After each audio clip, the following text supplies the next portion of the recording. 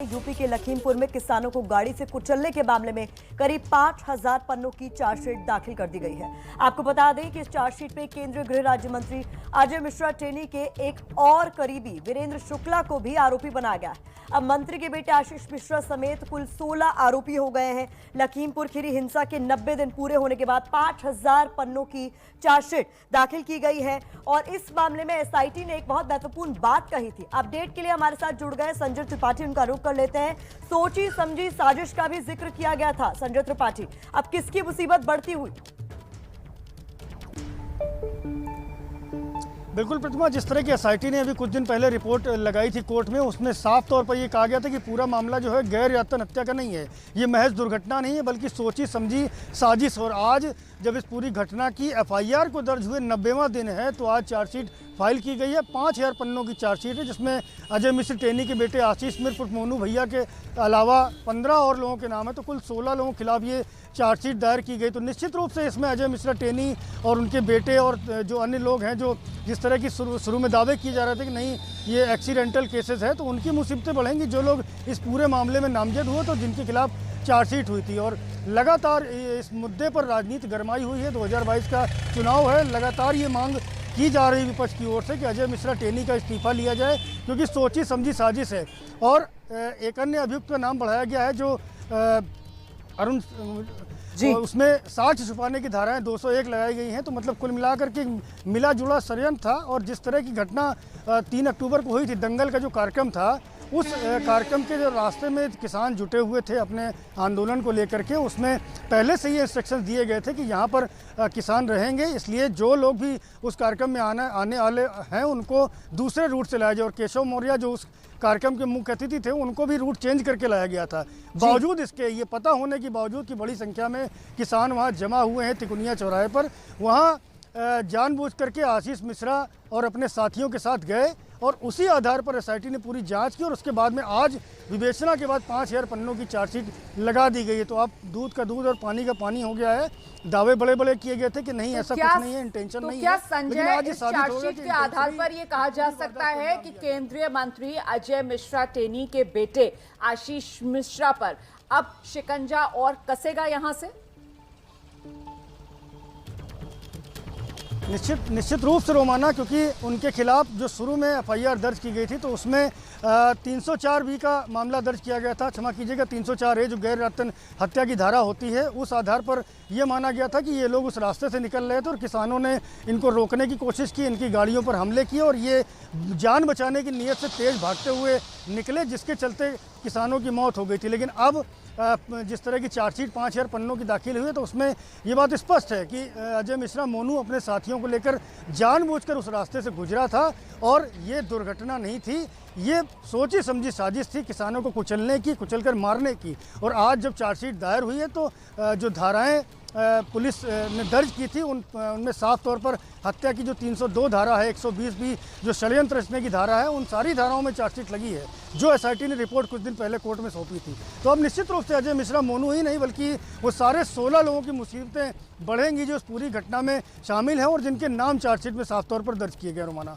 संजय, अजय मिश्रा टेनी लगातार इस घटना के बाद, इस हिंसा वाली कांड के बाद विरोधियों के निशाने पर थे।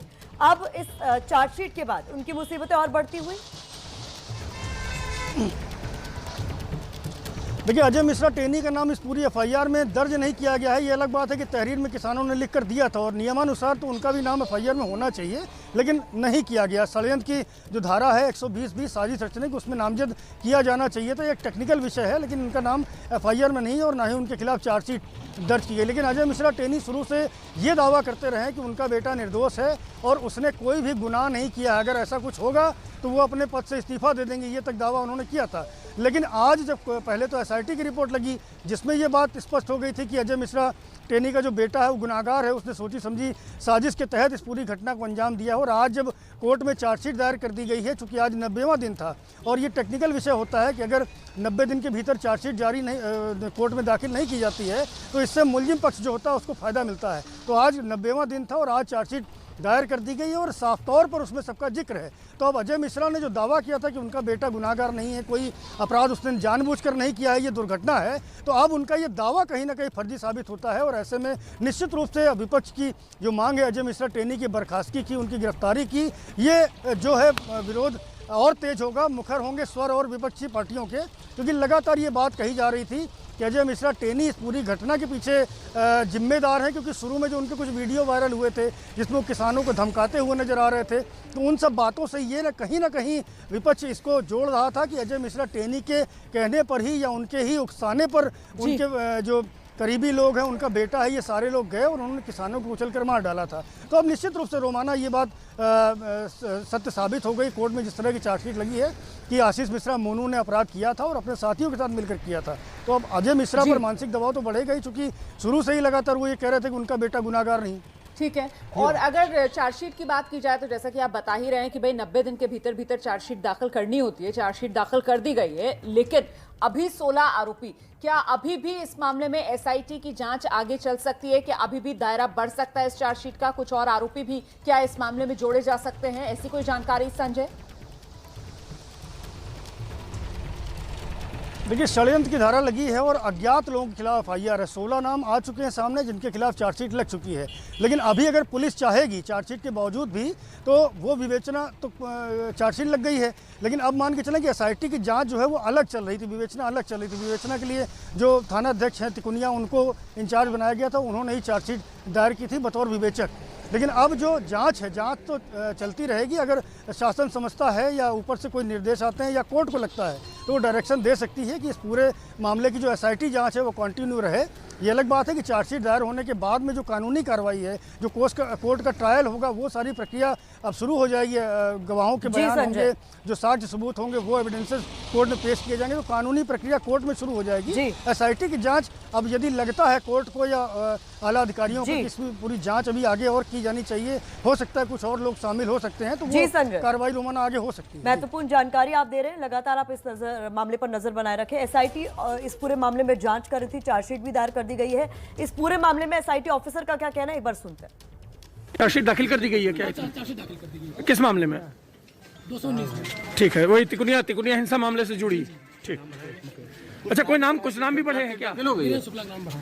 ये क्या धारा लगी क्या उन पे? 201, 200। ठीक।